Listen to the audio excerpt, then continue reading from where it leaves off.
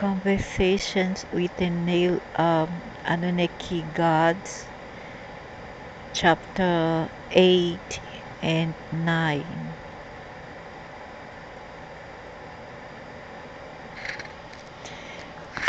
Life really does go on forever and ever, doesn't it? It most certainly does. There is no end to it, no end. Reincarnation is a fact.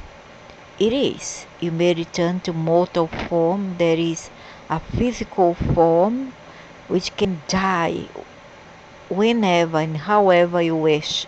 We wish. Wish wash.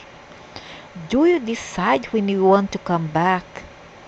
If, look at it, if and when, yes. If they decide, and when they decide that we come back, otherwise we stay there, maybe rotten, literally speaking, the other side. I mean this body, because this body is owned, is lent to us.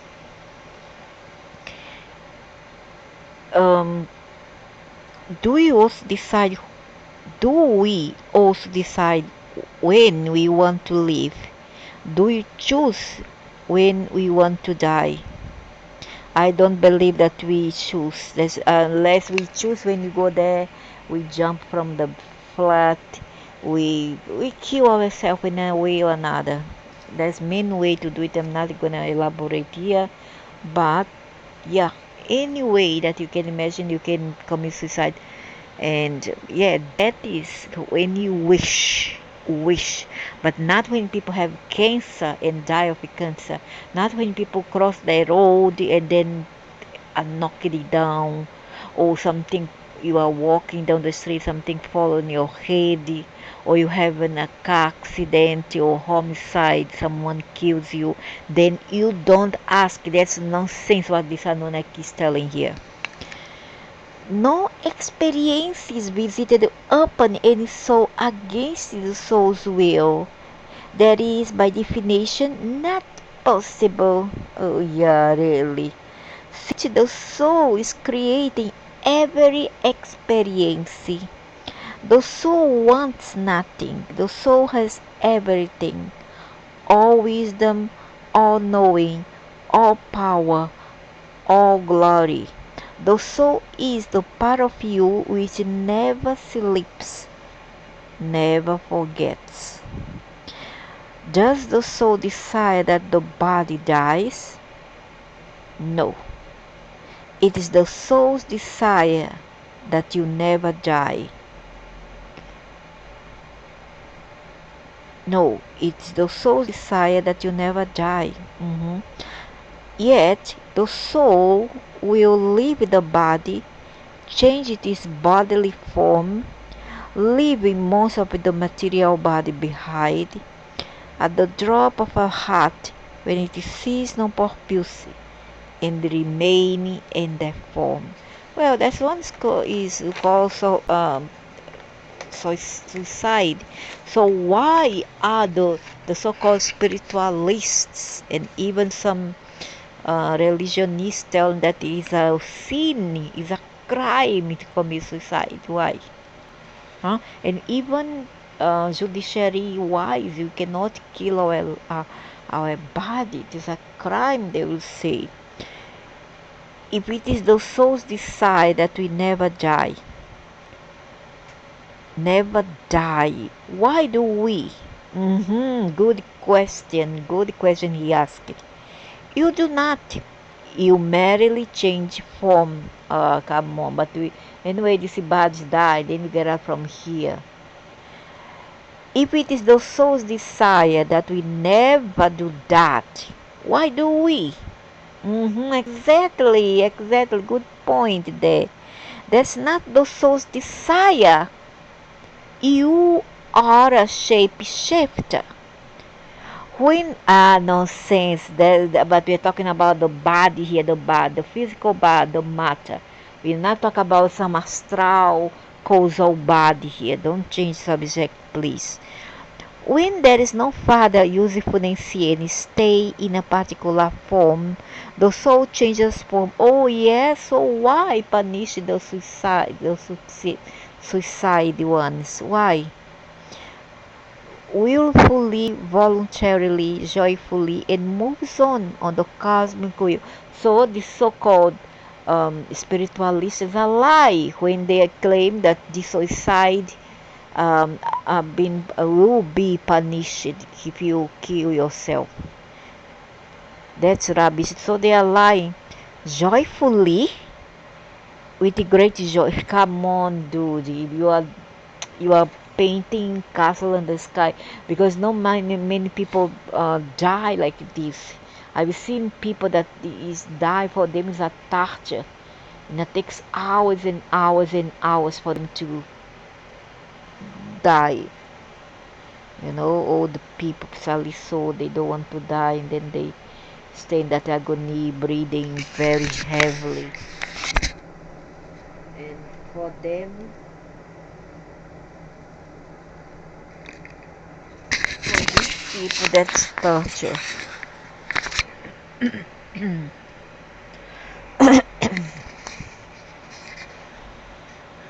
You are shapeshifter. When there's no further usefulness and stay in a particular form, the soul changes. There's no sense of willfully, voluntarily, joyfully. Joyfully, with great joy. No soul dies regretfully. They do. No soul dies ever. I mean, no soul has regret that the current physical form is changing, is about to die. The body never dies, but merely changes form with the soul. Yet, I understand your meaning. So, for now, I use the vocabulary you have established. If you have a clear understanding of what you wish to create, with regard to what you have chosen to call the afterlife, or if you have a clear set of beliefs that support an after death experience of reuniting with God, then no, the soul never ever has regrets over what you call death. This one's a peaceful death, so suicide people, the one who voluntarily want to go, but not the people who doesn't want to die, and then is murdered, and then gets in the accident. That's rubbish. Death in that instance is a glorious moment, a wonderful experience. Now the soul can return to its natural form, its normal state. There is an incredible lightness, a sense of total freedom, a limitlessness, and an oneness of oneness that is at once blissful and sublime. Wait, come on, now you are talking about the fourth stage of death. The fourth stage of death is like this, but when people come down literally to reality, it's totally different, and then this is called the second and further third stages of death. Then there is the time when, well, you're going, things will get hotter and hotter. It's not possible for the soul to regret such a shift. You are saying then that death is a happy experience for the soul that wishes it to be? Yes, always the soul that wishes to be, but not everybody wishes to die, to leave the body. Precisely. Well, if the soul wants out of the body so bad, why doesn't it just leave it? Why is it hanging around? Exactly. So he asked, well, if the soul wants out of the body so bad, why doesn't it just leave it? Why easy hanging around after die. Why still remain around? But that one is a memory, is some kind of memory left behind, and it will not last. It will eventually go with the wind. I did not say the soul wants out of the body. I said the soul is joyful when it's out. Those are two different things.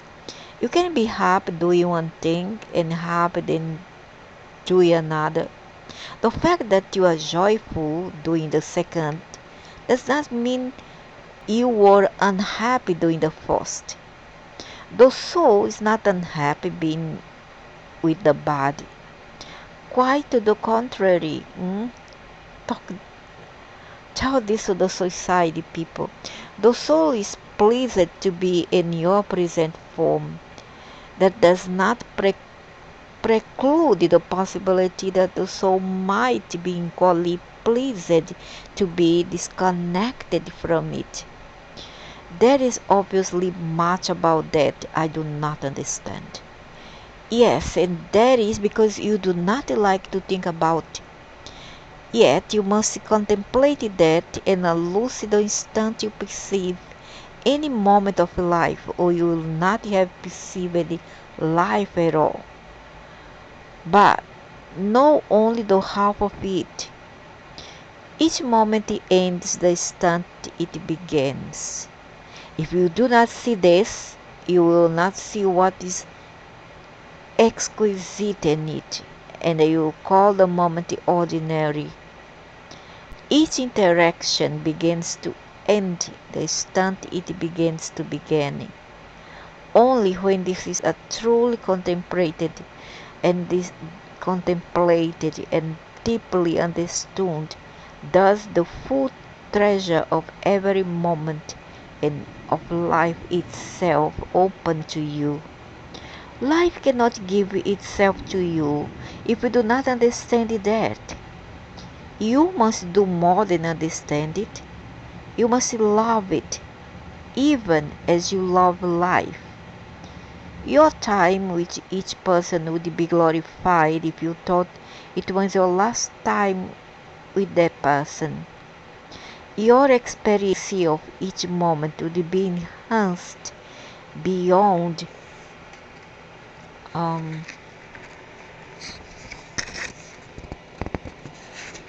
beyond the measure if you thought it was the last such moment.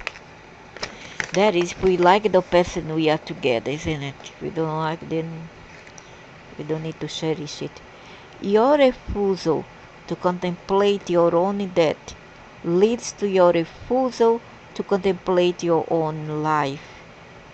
You do not see it for what it is. You miss the moment and all it holds for you.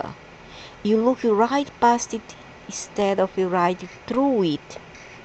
When you look deeply at something, you see right through it. To contemplate a thing deeply is to see right through it. Then the illusion ceases to exist. Then you see a thing for what it really is. Only then can you truly enjoy it. That is, place joy into it. To enjoy is to render something joyful. Even the illusion you can then enjoy. For you know it is an illusion, and that is how the enjoyment is the fact that you think it is real that causes you all the pain. That's true, that's very, very true. The pain is when we think that the illusion is real. That's so true. Nothing is painful which you understand is not real. Let me repeat that. Nothing is painful which you understand is not real. Correct. It's like a movie, a drama, played out on the stage of your mind. You are creating the situation and the characters. You are writing the lines. Nothing is painful the moment you understand that nothing is real. This is as true of death as it is of life. Hey, so there's no reality actually. It's all an illusion. Even death in the life is all a play. It's all a make-believe, isn't it? So you don't need to worry about death. You don't need to worry about life. How about it? So go around inconsequently. When you understand that death too is an illusion, then you can say, "Oh, death, where is thy sting?"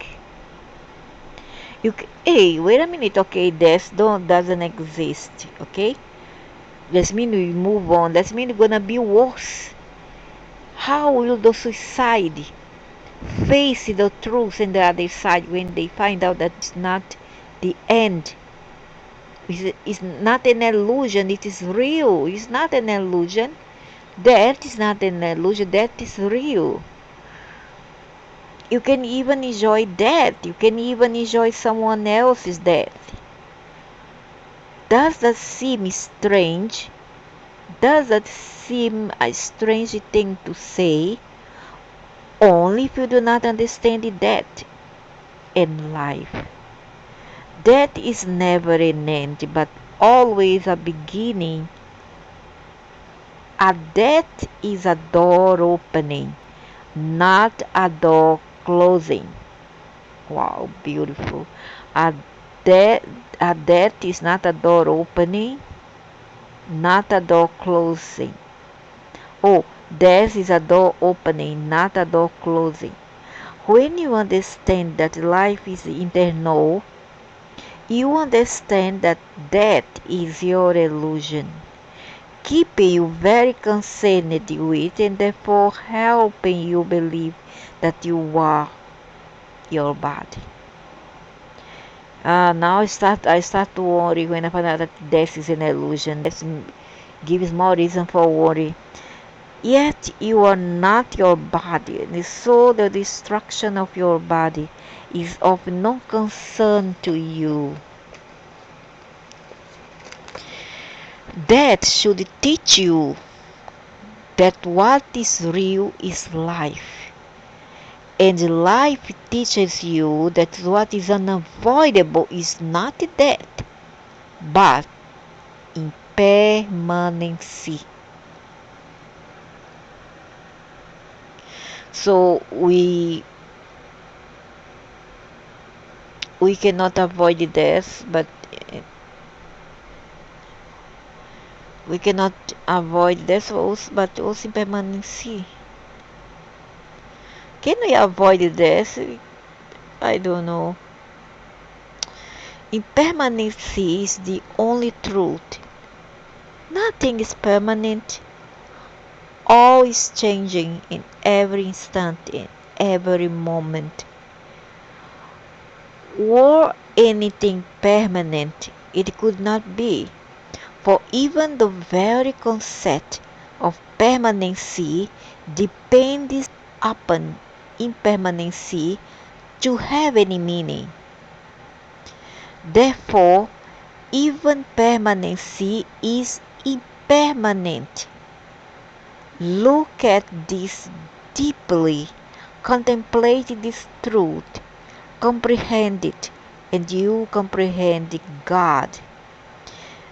This is the Dharma, and this is the Buddha. This is the Buddha Dharma. This is the teaching and the teacher. This is the lesson and the master. This is the object and the observer, rolled into one. They never have been other than one. It's you who have unrolled them, so that your life may unroll before you.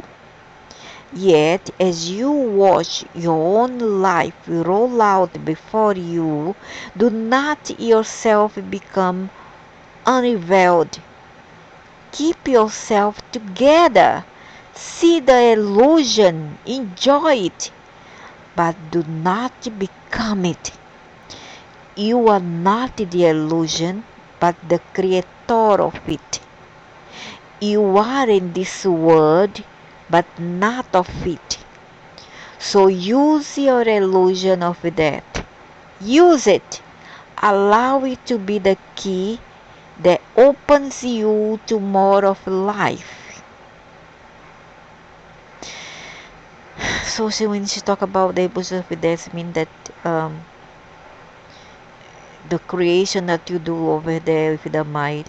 See the flower as dying, and you see the flower sadly. Just see the flower as part of a whole tree that is changing, and it will soon bear fruit, and you see the flower's true beauty. When you understand that the blossoming and the falling away of the flower is a sign that the tree is ready to bear fruit, then you understand life. Look at this carefully. You will see that life is its own metaphor. Always remember, you are not the flower, nor are you even the fruit. You are the tree, and your roots are deep embedded in me. I am the soil from which you have sprung, and both your blossoms and your fruit will return to me, creating more rich soil. Just life begets life, and I cannot know that ever. This is so beautiful. This is so beautiful. Thank you. Will you speak to me now of something that is troubling me? I need to talk about suicide. Suicide. Why is there such a taboo against the ending of one's life? Indeed, why is there? You mean it's not wrong to kill yourself, to kill yourself? The question cannot be answered to your satisfaction because the question itself contains two false concepts. It's based on two false assumptions. It contains two errors. The first false assumption is that there is such a thing as right and wrong. The second false assumption is that killing is possible. Your question itself, therefore, disintegrates the moment it is discarded. Right and wrong are philosophical polarities in a human value system which have nothing to do with ultimate reality, a point which I have made repeatedly throughout this dialogue. They are, furthermore, not even constant constructs within your own system, but rather values which keep shifting from time to time. You are doing the shifting. Change your mind about these values as it suits you, which title you should, as evolving beings. Yet, insisting at each step along the way that you haven't done this, and that is your unchanging values which form the core of your society's integrity. You have just built your society on a paradox. You keep changing your values, all the while proclaiming that is unchanged values which you, well, value. The answer to the problems presented by this paradox is not to throw cold water on the sand and attempt to make it concrete. but to celebrate the shifting of the sand. Celebrate its beauty, while it holds itself in shape of your castle. But then also celebrate the new form and shape it takes as the tide comes in. Celebrate the shifting sands as they form the new mountains you would climb, and atop which and with which you will build your new castles. Yet understand that these mountains and these castles are monuments to change, not to permanency. The same thing goes after death. When you start to create with your mind, it's not permanent. Don't think because you saw somebody having a party, have a big party, they decide this is what will be eternally. No, that's not what it is. That person is creative with the mind. They are still on the fourth post in the half second stage of the death. Okay, but it change will change. Things will change quickly. It's not permanent. It will not be permanent. Glorify what you are today, yet do not condemn what you were yesterday. See, listen here. Glorify what you are today, yet do not condemn what you were yesterday. There's people like this. They have passed their life doing so much mistake, you know, and then when they change, they think that they have changed because they don't understand that there is always impermanency. There's always changes. They think they won't go down again to level 1. They think because they are in level 10 in the scale of evolution, moral evolution, they think they won't go down. You see, so they look at the others who are below where they were once, and then they will point a finger and judge that person who is below where they were before, where this person who is judging the other were before. You know how humans work. There are people like this. Instead of it being, okay, I was a drug addicted, I was a killer, okay, I was a robber, a rapist, whatever, a prostitute, a trafficker, drug trafficker. And then I evolved myself. I got older, I evolved myself, and now I don't want to do these things anymore. I don't want us to look back. That was an experience, and I have taken some knowledge from all this. Even if people see as immoral, I have taken some knowledge from it. But I decide that I don't want to continue in this path because now I have evolved. All right, and then what would be my job? My job is to give a hand to those who are below you doing the same thing. When they are ready to climb up, give your hands. Say to them, come on friend, come on brother and sister, come up, I'm here to assist you. And not point finger, oh you are doing this, you that, you are that, you are this, you are that, you are a drug pusher, you are addicted, you are a alcoholic, you are a prostitute, this and that. You understand? You cannot say that. Because for those people who were there doing stupid things once, they cannot point finger. You must see yourself in the past and that persons who are now in their present doing the same thing. Do you understand what I say? So it's like this. Glorify what you are today, yet do not condemn yourself and others from what they are being now and what you were yesterday. No preclude what you could become tomorrow. Because you don't know if you are changing. How come you promise something when you are not sure of what's gonna happen tomorrow, unless you can really predict who you are. You understand?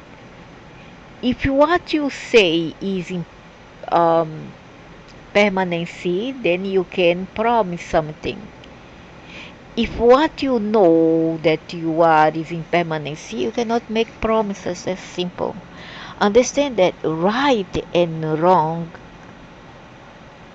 are figments of your imagination, and that okay and not okay are merely announcements of your latest preferences and imaginings.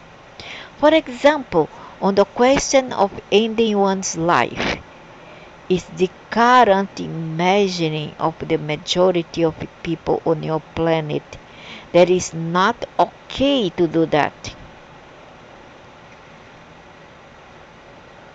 Ending one's life is the current imagining of the majority of the people on your planet that is not okay to do that. Similarly, many of you still insist that it's not okay to assist another who wishes to end his or her life. In both cases, you say this should be against the law.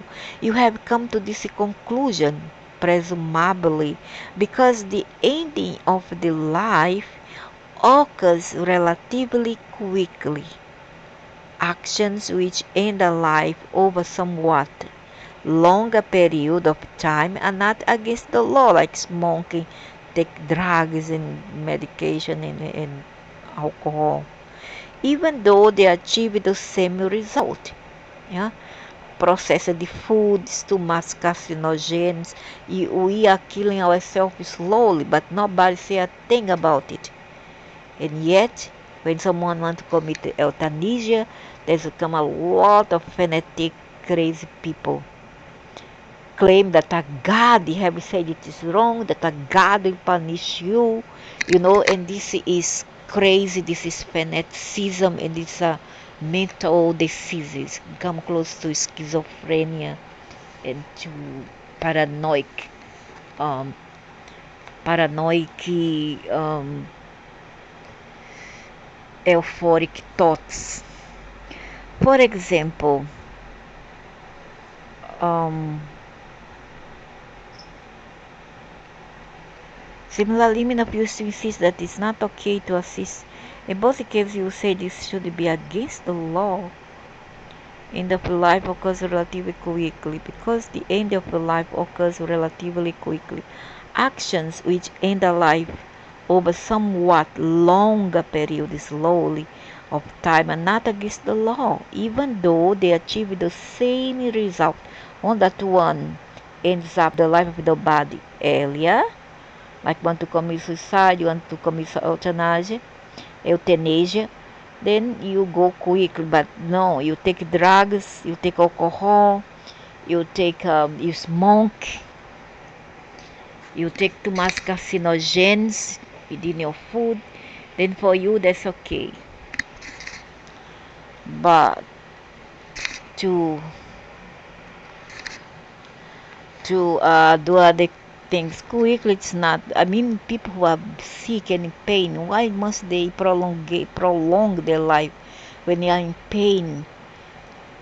I don't know. It's a mental torture, to suffer in this body, and then you want to change things, and well, we think the unthinkable, and yet we are punished for that. Just if a person in your society kills himself with a gun, his family members lose insurance benefits. If he does so with cigarettes, they do not. If a doctor assists you in your suicide, it is called manslaughter. While if a tobacco company does, it is called commerce. Commerce. With you, it seems to be merely a question of time. The legality of self-destruction, the rightness or wrongness of it, seems to have much to do with how quickly the deed is done, as well as who is doing it. The faster the death, the more wrong it seems to be. The slower the death, the more it slips into okayness. Interestingly, this is the exact opposite of what a truly human society would conclude by any reasonable definition of what you would call human. The shorter the death, the better. Yet your society punishes those who would seek to do the human thing and rewards those who would do the insane. It is insane to think that endless suffering is what God requires, and that a quick human end to the suffering is wrong. Punish the humane, reward the insane. Correct. This is a motto which only a society of beings with limited understanding could embrace. Correct. Not evolved ones. Very correct. So they poison the person's mind. They brainwash. I guess that the only people who suffer through, I don't know, a suicide or whatever, euthanasia, is those who stay behind. If you are very attached with that person, but if you so understand, if you love that person, really love them and not you through them, then you understand that that's what they want, and that you will be happy for your loved one to get rid of this sick body, the painful body and mind, which is attached to lingers inside outside it when it's no more bearable and to live in. Understand? It's no more livable. So you poison your system by inhaling carcinogens. And now they have the automatic one. You have seen the automatic made in China, the one that is electronic cigarette. That one is worse. That one is pure um, poison. One time I saw my son, the younger one, with that I give him a very big sermon. The next day he stopped quickly. So you poison your system by eating food treated with chemicals that over the long run kill you. And you poison your system by breathing air which you have continually polluted. Corrected. You poison your system in 100 different ways over 1,000 different moments. And you do this knowing these substances are not good for you. But because it takes a longer time for them to kill you, you commit suicide with impunity. Very correct. If you poison yourself with something that works faster, you are said to have done something against moral law. And a religious and spiritual law. So they would tell you. Now I tell you this. It's no more immoral to kill yourself quickly than it is to kill yourself slowly. Bravo. Bravo.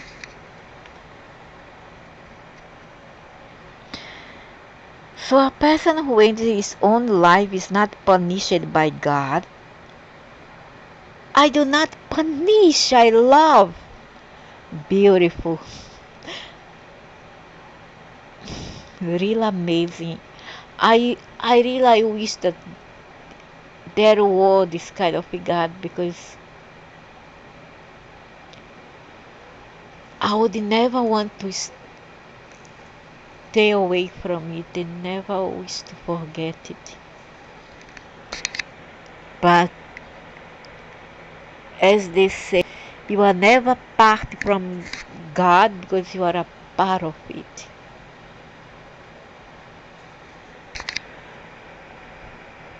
And also they say you never you cannot live without God, but can we imagine that you are doing?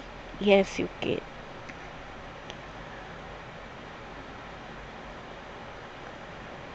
What of the often heard a statement that those who think they are going to escape their predicament or end their condition with suicide only find that they are facing the same predicament or condition in the afterlife. Those are sick people, sick religion, dogmatic one, and therefore escape and ended in nothing. And ended in nothing. Your experience in what you call the afterlife is a reflection of your consciousness at the time you entered it. Yet, this means that the first stage of death, you must be careful what you think because as you think, so will it become. Okay, so you must be careful with death and your thoughts. Yet, you are always a being of free will and may alter your experience whenever you choose. So, loved ones who have ended their physical life are okay. Yes, they are very okay. Bravo, bravo, bravo for all suicide all over there. You are in good hands. I'm so glad you all deserve to be in good hands. You are poor things, so poor things.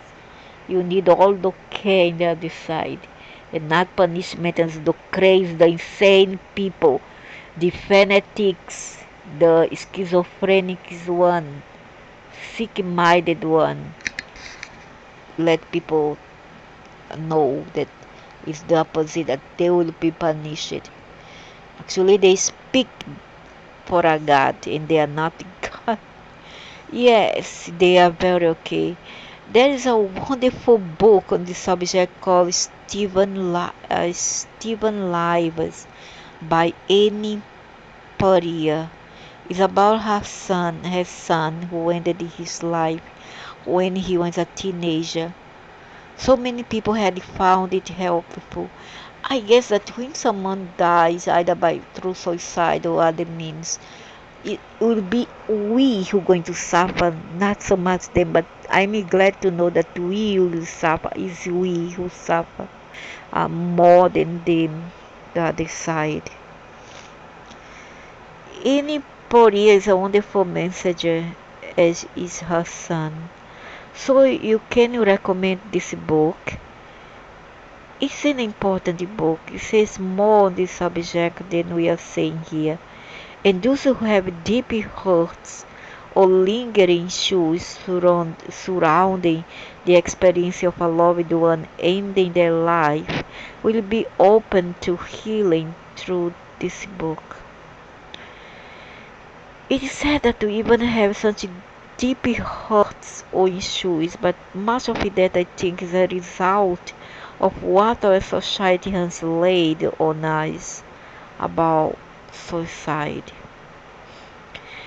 In your society, you often do not see the contradictions of your own moral constructions.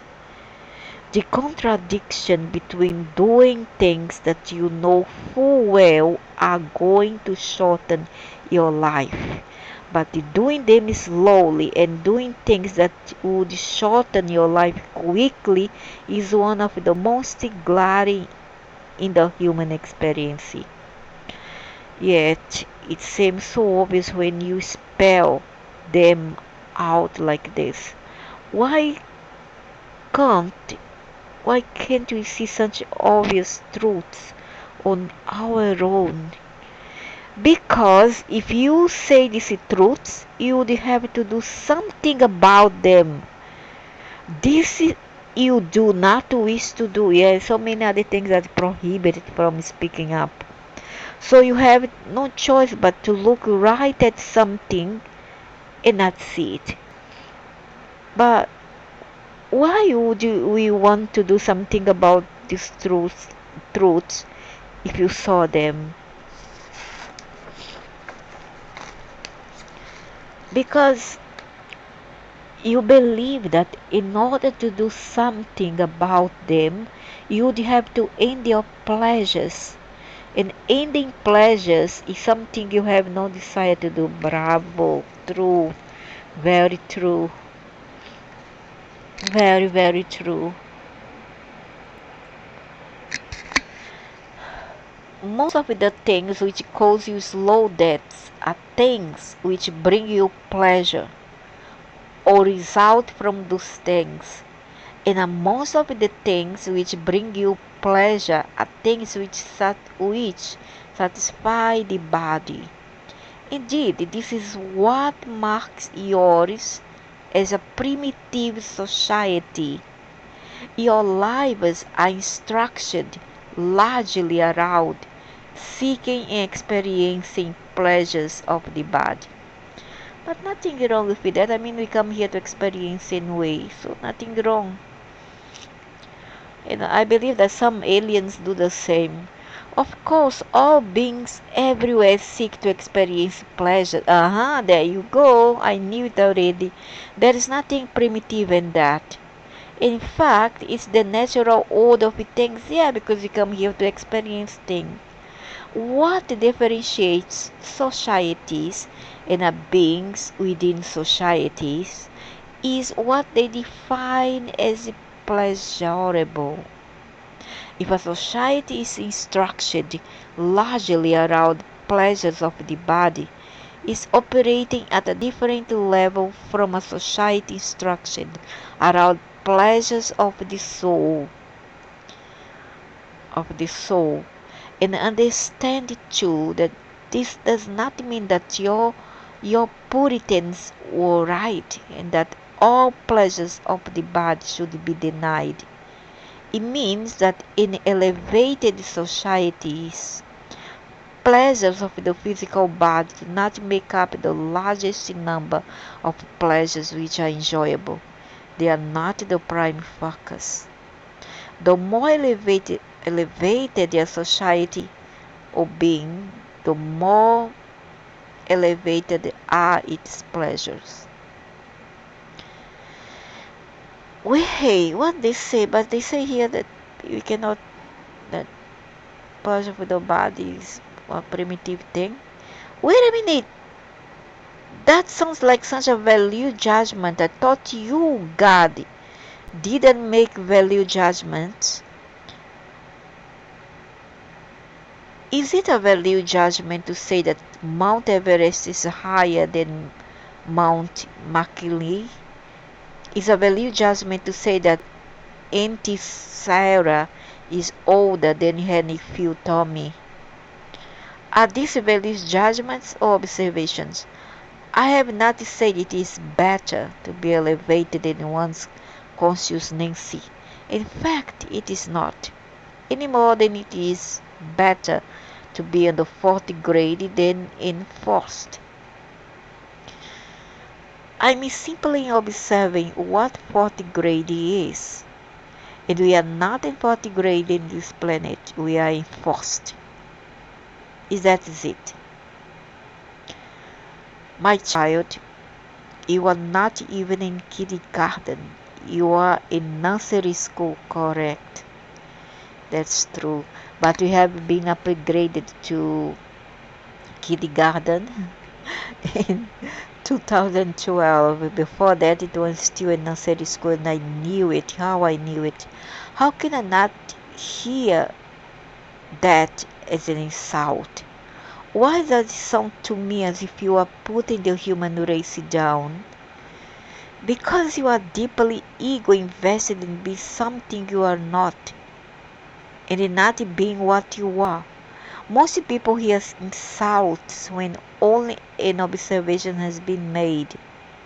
If what is being observed is something they don't want to own, yet until you hold a thing, you cannot let it go, and you cannot disown that which you have never owned.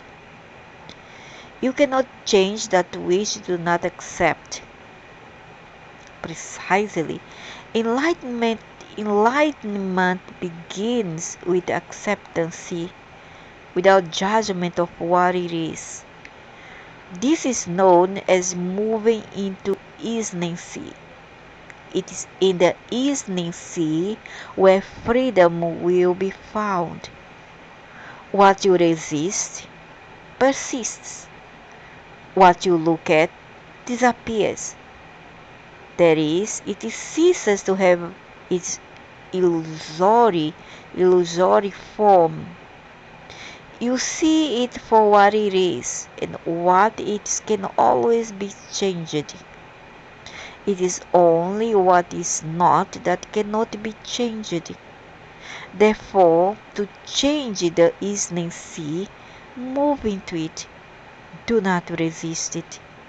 Do not deny it. What you deny, you declare.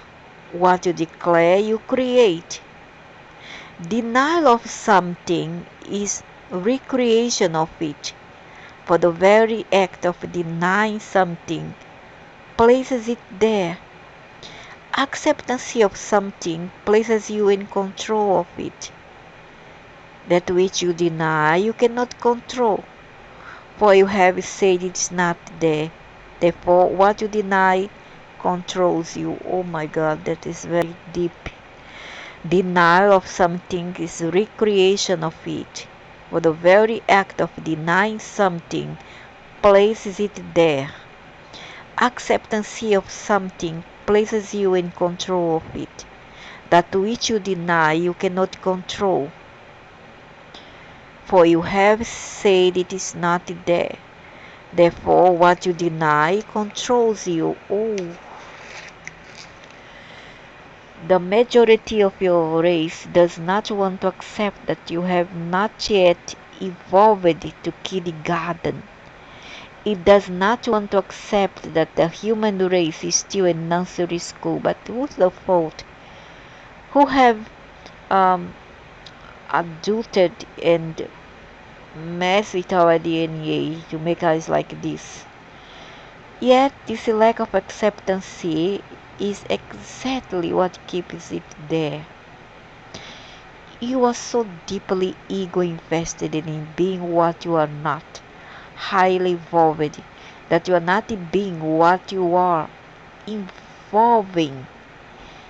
You are just working against yourself, fighting yourself, and hence evolving very slowly. The fast track of evolution begins with admitting and accepting what it is, what is, not what is not. And I will know I have accepted what is, what I no longer feel insulted until hear it described. Exactly. Are you insulted if I say you have blue eyes? So now I tell you this. The more elevated the society of being, the more elevated the its pleasures. What you call pleasure is what declares your level of evolution. Luckily, my pleasure is garden, helping stray animals, anybody who I can help and needs me, and gardening and nature. Help me with this term elevated. What do you mean by that? Your being is the universe and microcosm. You and your whole physical body are composed of raw energy clustered around 7 centers or chakras. Study the chakra centers and what they mean. There are hundreds of books written about this. This is wisdom I have given the human race before. What is pleasurable or stimulates your lower chakras is not the same as what is pleasurable to your higher chakras. The higher you raise the energy of life through your physical being, the more elevated will be your consciousness. Well, here we go again. That seems to argue for celibacy. That seems to be the whole argument against expression of sexual passion. People who are elevated in their consciousness don't come from the root chakra. They are first or lowest chakra in their interactions with other humans. That's true. But I thought you said through how this dialogue that human sexuality wants to be celebrated and not repressed. That's correct. Well, help me out here because we seem to have a contradiction. The world is full of contradictions, my son. Lack of contradiction is not a necessary ingredient in truth. Sometimes greater truth lies within the contradiction. What we have here is divining dichotomy or divining dichotomy. Then help me understand the dichotomy because all my life I've heard about how desirable it was, how elevated it was to raise the Kundalini energy out of the root chakra. This has been the chief justification for mystics in living lives of sexless ecstasy. I realize we have gotten off the subject of that here, and I apologize for dragging us into this unrelated territory. What are you apologizing for? A conversation goes where a conversation goes.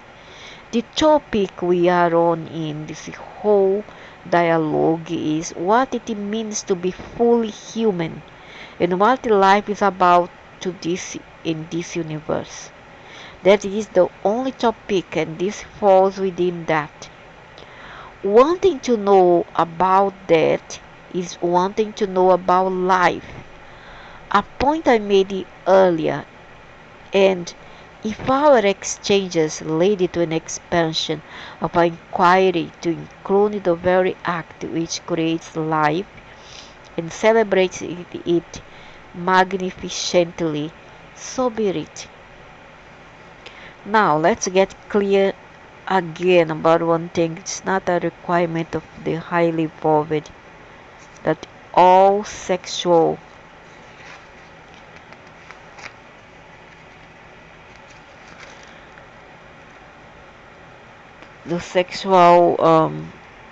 expression be muted and all sexual energy be elevated. If that were true, then there would be no highly evolved beings anyway, because all evolution would have stopped. A rather obvious point. Yes, and so anyone who says that the very holiest people never had sex and that this is a sign of their holiness does not understand how life was meant to work. Let me put this in very clear terms. If you want a yardstick with which to judge whether a thing is good for the human race or not, ask yourself a simple question. What would happen if everyone did it? This is a very easy measure and a very accurate one. If everyone did a thing and the result was of ultimate benefit to the human race, then that is evolved, that is evolution. If everyone did it and it brought disaster to the human race, then that's not a very elevated thing to recommend. Do you agree? Of course. Then you are just agreed that No real master will ever say that sexual celibacy is the path to mastery. Yet, it's this idea that sexual abstinency is somehow the higher way, and that sexual expression is a lower desire, that has shamed the sexual experience and it caused all manner of guilt and dysfunction to develop around it. Yeah, unwanted pregnancy, babies thrown around in garbage can or trash, um, rapes, abuse, that sick thing done with children that have that Greek name, which is a very same thing to do. So that's what happens when you don't have the knowledge and the wisdom to deal with this energy called this lower kundalini and sexual root chakras. If you doesn't know how to control yourself, how will you deal with this exacerbate impulse and lower desires? Then only can happen the unthinkable. Okay, only can happen stupid things illness, so better repress a bit. Yet, if the reason against sexual abstinence is that it would prohibit procreation, could it be could it be argued that once sex has served this function, there is no more need to it? Means sex, because some people believe that sex is just for procreation. A man marry a woman and one children, so he copulates with her to produce children. Most of the time, at least 98% of the cases, a woman born children, bear children for their men. But sometimes these people are so hypocrite, they say, okay, now that we have children, don't need any more sex. But they keep on going for the wife, nevertheless. Even when the women are old already. Older woman, especially so elderly woman, I mean, goes beyond the 60s or even 50s above, 55 above. It's better not to have sex, because it's not so advisable. It's not good for them. I have seen elderly women who have been disturbed by their old husband who still have an erection. And what happened? One, which was my mother, uh, neighbor. I was 11-year-old. This lady was about 79, 76, around that. Was Afro Native American lady that I always go to her house, deliver thing that my mother asked me to go deliver for free, of course, to help her because she was very poor, live in a shack, the slums, and we live in a better house, so what we plant we share. So I go there to deliver for her some cassava, fruits, veggie, etc. So what happened is that one time I heard her, of course she wouldn't tell this to a child, I was a child. She told my mother about that she was bleeding from below. And my mother was being single for a long time. She separated from my father and she was celibate. And I go, ah, why, woman, what happened to you? She said, because my husband always look for me at night and disturbs me, and now I am bleeding. Mother said, go to a clinic. I send you to a clinic. At the time, my mother was a 55-year-old around this age.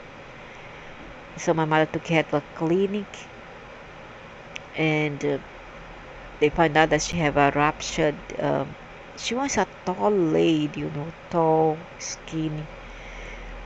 And she have a ruptured womb, and well, she didn't resist the operation. She died. Her family, her daughters come from all the other states, start cry and cry and cry and wailing non-stop because we could hear from their home, their street to our house, the wailing of the funeral. So sad. All because of this man who cannot control themselves. It's the same thing, some other people who I know who is about 83 and it's happened the same thing. So I would say better no, you procreate already, stop sexually. So when you are old and you are a female, don't engage in this nonsense. Okay, don't engage, especially when you have had many children. What if everyone did it? Okay, of course. Then you have just agreed that no real master will ever say that sexual celibacy is the path to mastery. Yet is the idea that sexual abstinence is somehow the higher way, and the sexual expression is a lower desire, that it has shamed the sexual experience. Yet if the reason against sexual abstinence is that it would prohibit procreation, could it be argued that once sex has served its function, its purpose, there are no more need for it? One does not engage in sex because one realizes one's responsibility to the human race to procreate. One engages in sex because it's the natural thing to do. I don't think so. Not when you are old, no. I don't think it is okay. Whoever wants to burn their cervix, go ahead, but I don't think it's okay. It's built into the genes. You obey a biological imperative. Yeah, while you are young, okay. Okay, come certain age, just take a rest. I would say that resign and retire. There's no saying there's men cheeky or delayed out there. For a man it's okay because they don't get hurted. The woman get hurted.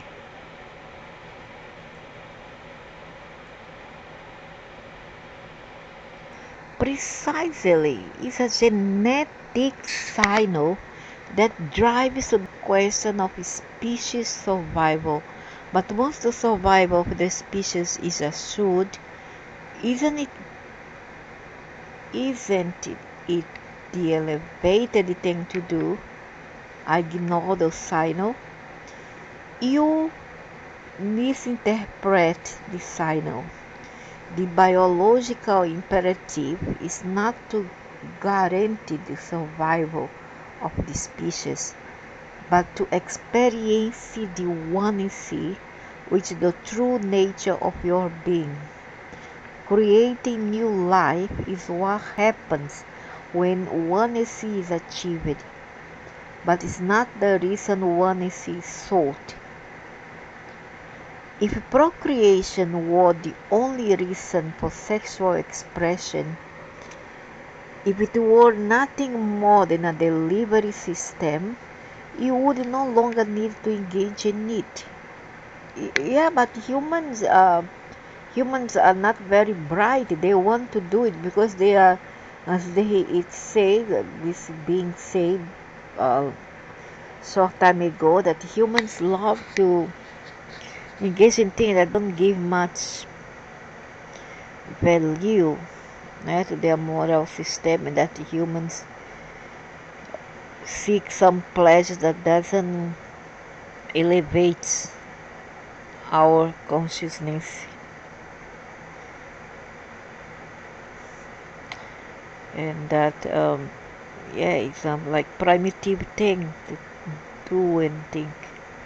True nature of your being, creation in your life is what happens when one sees achieve. If procreation was the only reason to express, if there were nothing more than the delivery system, You would no longer need to engage in it with one another. You can unite the chemical elements of life in a petri dish. Yeah, can be done. Yet, this would not satisfy the most basic urges of the soul, which is, it turns out, are much larger than mere procreation, but have to do with the recreation of who and what you really are. The biological imperative is not to create more life, but to experience more life, and to experience that life as it really is, a manifestation of oneness. That's why you will never stop people from having sex, even though they have long ago stopped having children. Of course. Yeah, and I look around, men killing women non-stop. Yet some say that sex should stop when people stop having children, and that those couples who continue with this activity are just craving a base physical urge, craving to base physical urge. Yes, and that this is not elevated but merely animalistic behavior beneath the more noble nature of women. Yeah, that's correct. This gets us back to the subject of chakras or energy centers. We need to control our chakras.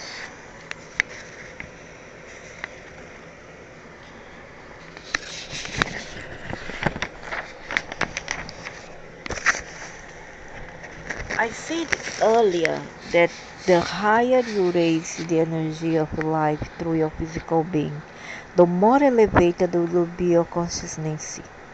Yes, and that seems to say no sex. No, it does not. Not when you understand it. Let me go back to your previous comment and make something clear. There is nothing ignoble or unholy about having sex. You have got to get the idea out of your mind and out of your couch. Yeah, there's something ignoble, unholy, something even profane and criminal is to have sex without the consent of another person, or RAPE. There is nothing base or gross or less than dignified, much less sanctified about a passionate, desire-filled sexual experience. Physical urges are not manifestations of animalistic behavior. Those physical urges were built into the system by me. Oh, I'm not surprised. By the Anunnaks. And that's what this physical body is for. Why do you suppose created that way? Yet physical urges are but one ingredient in a complex mixture of responses that you all have to each other. Remember, you are a three-party being with 7 chakra centers. When you respond to one another from all these parts and all 7 centers at the same time, then you have the peak experience you are looking for, that you have been created for. And there is nothing unholy about any of these energies. Yet, if you choose just one of them that is unholy, why is not being holy? When you are not being whole, okay, and if there is nothing unholy about any of these energies, yet if you choose just one of them that is unwhole, why? It's not being whole. When you are not being whole, you are being less than yourself. That's what is meant by unholy. It's when you abuse these energies called sex. You abuse it and you go there for wrong reasons. You know, to abuse another person, humiliate, um, subject that person to your women offenses, or buy that person with money so as to get pleasure because you don't know how to control your root chakras yet. Wow, I get it. The admonition against sex for those who choose to be elevated was never an admonition from me. It was an invitation. An invitation is not an admonition. Yet you have made it so. And this invitation was not to stop having sex, but to stop being unwhole. Yeah, nothing wrong if you don't want to have sex. So what? Whatever you are doing, have sex or having breakfast, going to work or walking the beach, jumping rope or reading a good book, whatever you are doing, do it as a whole being, as the whole being you are. If you are having sex from only your lower chakra center, you are operating from the root chakra alone, correct? And I become so modern, so lifeless, I would say. So even bestial. And I'm missing by far the most glorious part of the experience.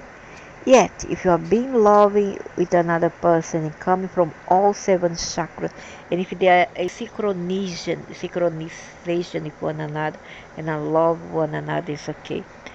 It's all seven energy centers while you are being that.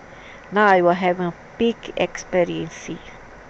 How can this not be holy? It can't. I'm unable to imagine something experience not being holy.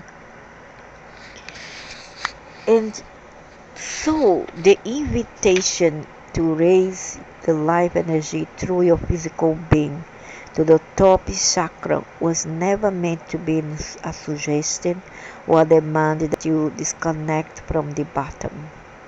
If you have raised the energy to your heart chakra or even to your crown chakra, that doesn't mean it cannot be in your root chakra as well. Indeed, it's not. You are disconnected. When you have raised the life energy to your high center, then I'm disconnected already. My root chakra all disconnected, have a short circuit. You may or may not choose to have what you would call a sexual experience with another. But if you do not, it will not be because to do so would be to violate some cosmic law on holiness. Not will it make you somehow more elevated. And if you do choose to be sexual with another, it will not lower you to a root chakra only level, unless you do the opposite of disconnection at the bottom and disconnects from the top. So here's the invitation, not a nomination, but an invitation. Raise your energy, your life force, to the highest level possible in every moment, and you will be elevated.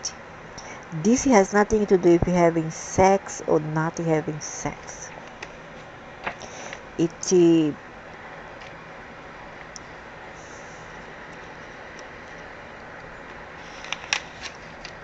It has to do with raising your consciousness no matter what you are doing. I get it, I understand, although I don't know how to raise my consciousness. I don't think I know how to raise the life energy through my chakra centers.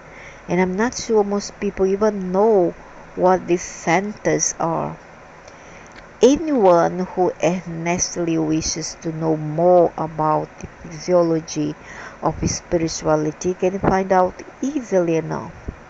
I have sourced this information before in every clear term.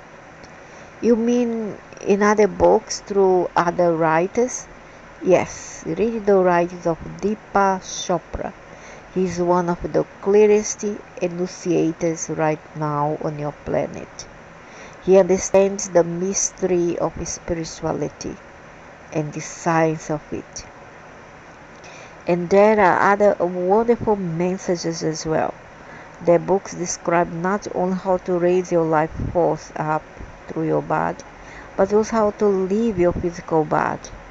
You can remember through these additional readings how joyous is letting the body go. Then you will understand how it could be that you might even never again fear death.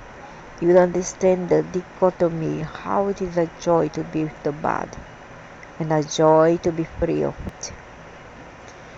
Wonderful.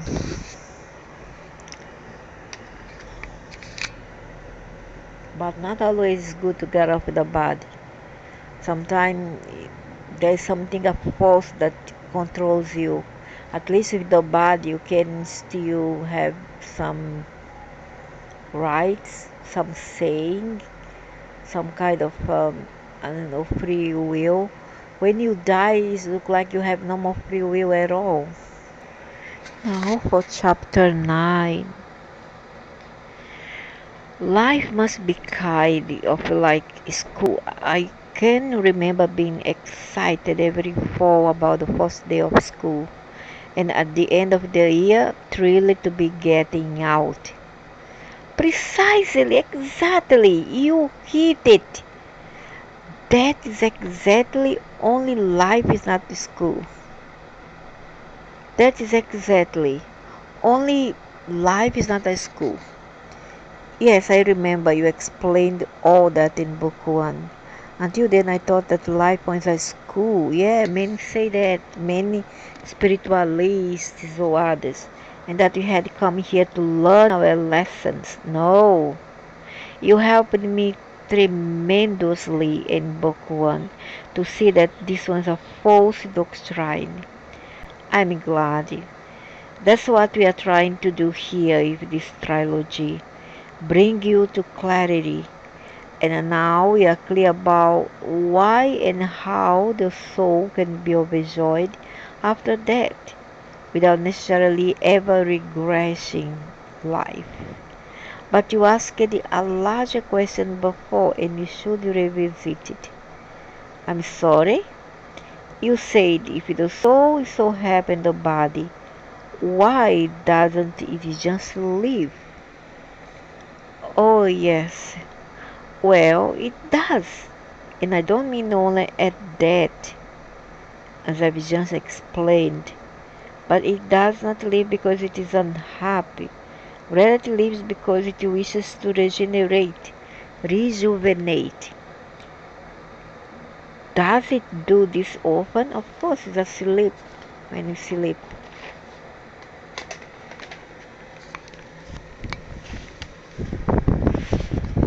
Every day. The soul leaves the body every day? When?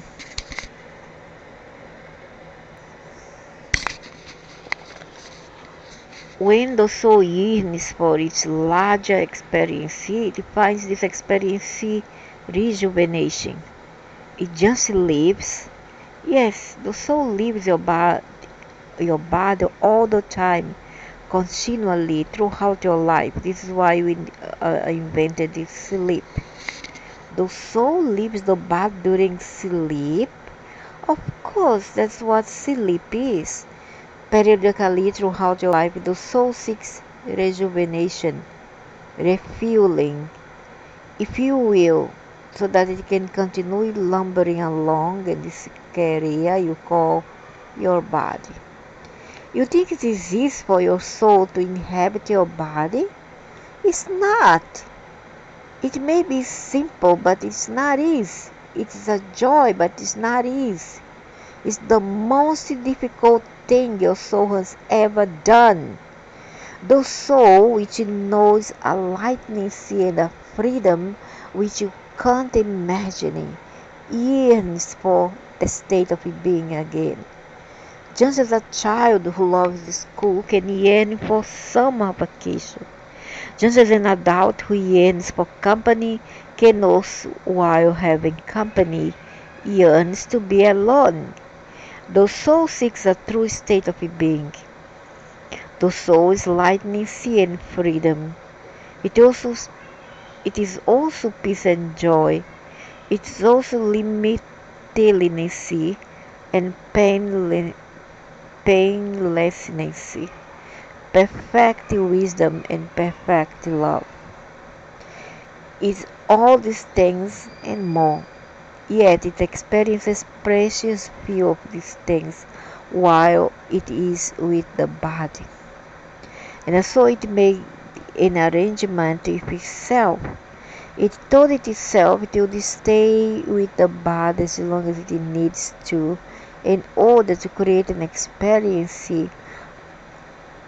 of itself as it now chooses, but only if it could leave the body wherever it wished.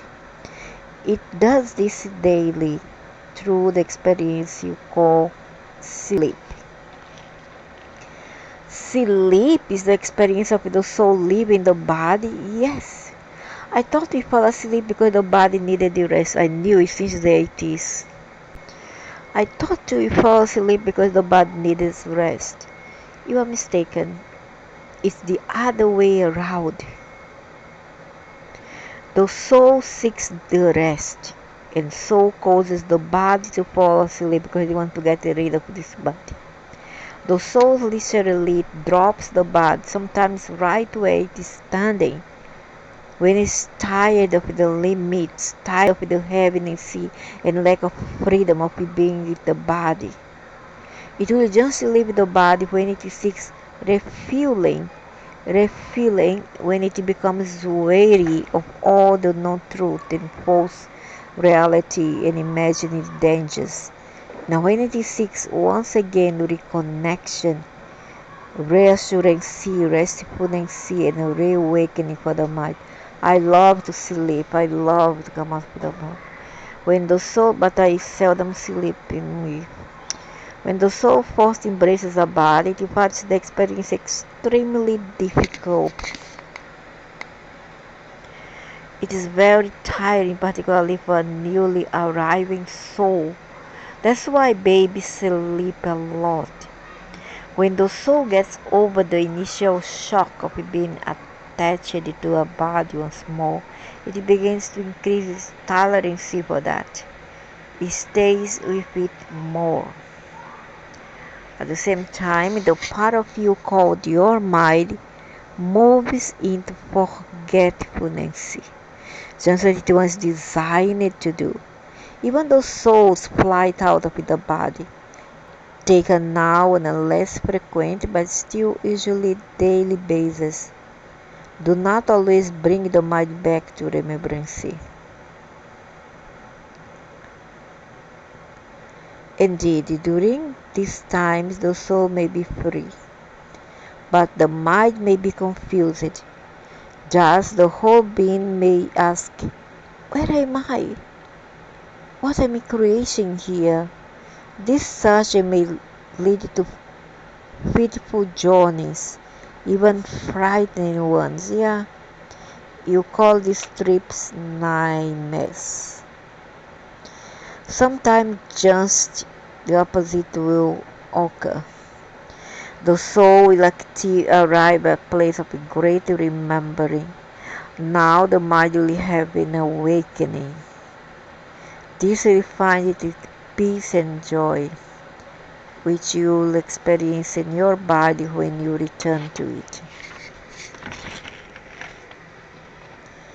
The more your whole being experiences the ressurance of these rejuvenations, and the more it remembers what it is doing and trying to do with the body, the less your soul will choose to stay away from the body. For now it knows that it came to the body for a reason and with a purpose. No wonder when you sleep it feels so good when you wake up. Its desire is to get on with that and to make best use of all the time with the body that it has. The person of great wisdom needs little sleep. The person of great wisdom needs little sleep. Wow, so I'm one. Although I love to sleep, but I just can't. Are you saying you can tell how evolved a person is by how much sleep that person needs? Almost yes. You could almost say that. Sometimes a soul chooses to leave the body just for the sheer joy of it, though. It may not be seeking reawakening for the mind or rejuvenation for the body. It may simply be choosing to recreate the sheer ecstasy of knowing the oneness. So it would not always be valid to say that the more sleep a person gets, the less evolved the person is. Still, it's not a coincidence that as beings become more and more aware of what they are doing with their bodies, and that they are not their bodies, but that which is with their bodies, they become willing and able to spend more and more time with their bodies, and thus appear to need less sleep. Now, some beings even choose to experience both the forgetfulness of being with the body and the oneness of the soul at once. These beings can train a part of themselves to not identify with the body while ecstasy of knowing who they really are, without having to lose human wakefulness in order to do it. I think it's meditation, through meditation. How do they do this? How can I do that? It's a question of awareness, of reaching a state of total awareness, as I said before. You cannot do totally aware. You can only be totally aware. How? How? There must be some tools you can give me. Daily meditation is one of the best tools with which to create this experience. With it, you can raise your life energy to the highest chakra and even leave your body while you are awake. In meditation, you place yourself in a state of readiness to experience total awareness while your body is in a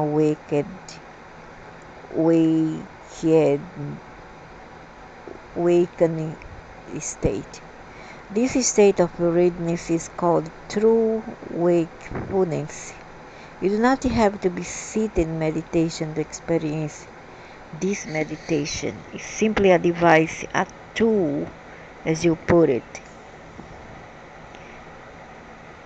But you do not have to do sitting meditation in order to experience this.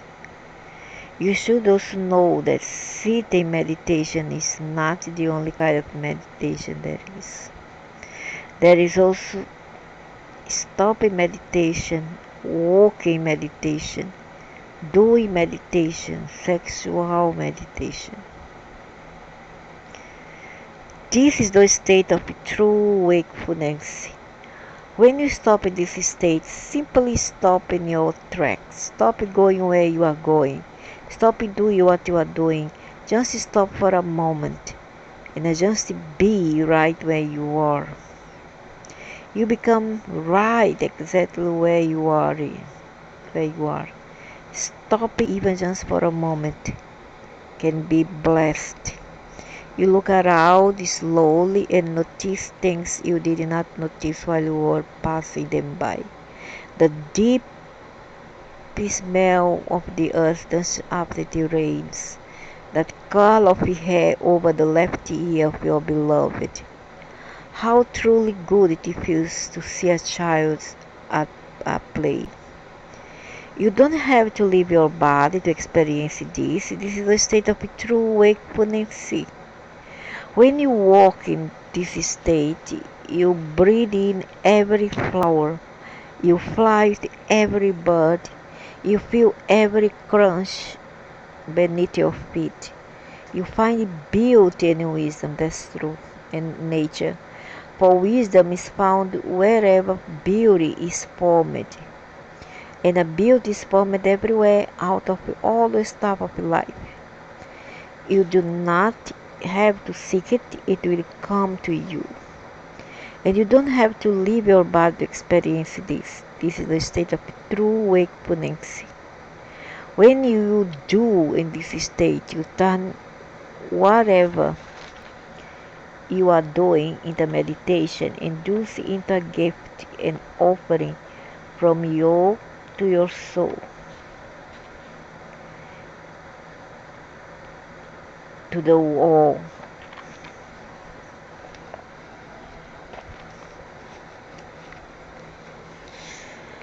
In the meditation, induce a gift and offering from you to your soul, and from your soul to the all.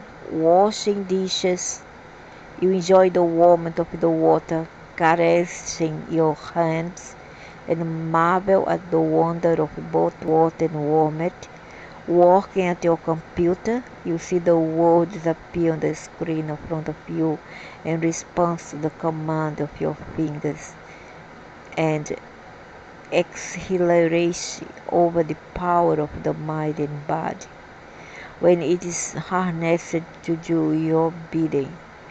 Preparing dinner, you feel the love of the universe which brought you this nourishment. And as you return gift, pour into the making of this meal all the love of your being.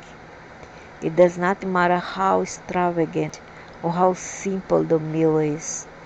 Soup can be loved into deliciousness. I love soups. You don't have to leave your body to experience this. This is the state of true wakefulness. When you experience sexual energy exchange in this state, you know the honest truth of who you are.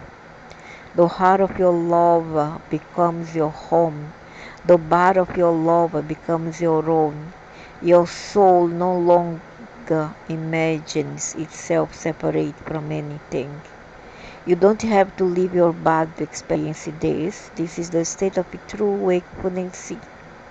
When you are in readiness, you are in wakefulness.